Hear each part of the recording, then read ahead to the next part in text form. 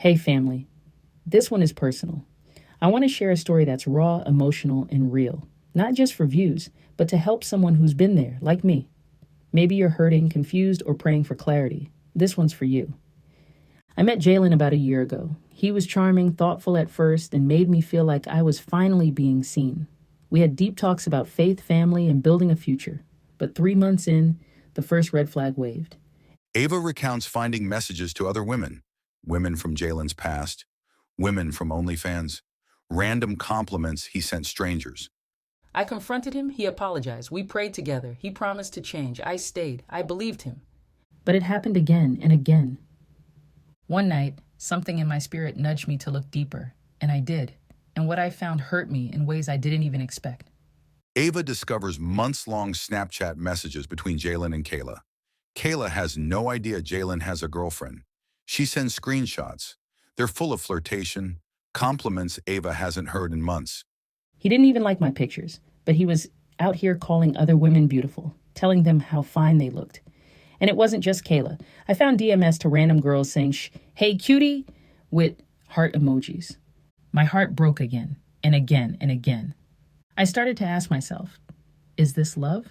Or is this trauma in disguise? Why am I fighting to keep someone who doesn't seem to be fighting for me?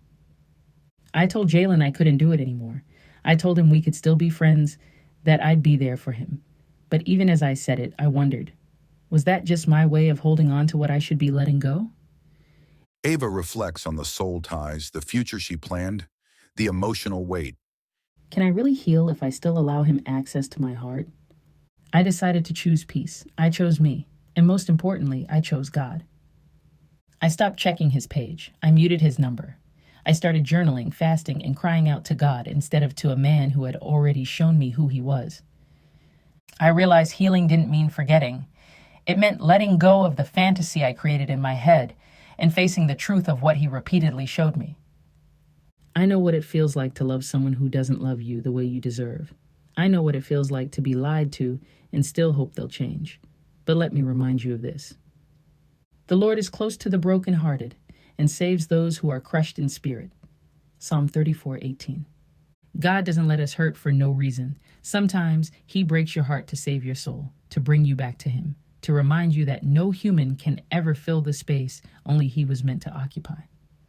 You're not crazy for loving deeply, but love yourself deeply enough to walk away when respect is gone. If this story hit home, comment below. Let's talk. Let's heal together. Subscribe if you're on a journey of healing, faith, and finding your worth in Christ. You're not alone.